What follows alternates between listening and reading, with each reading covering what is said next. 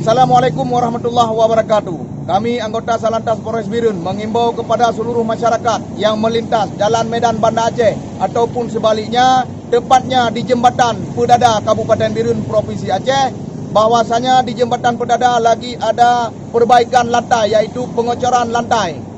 Mulai memasuki tanggal 7, yaitu besok malam, Selasa malam, malam Rabu, mulai pukul 00.00 sampai dengan pukul 6.00 selama 6 jam.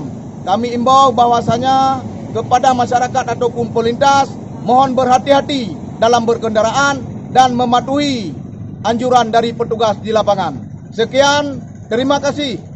Assalamualaikum warahmatullahi wabarakatuh.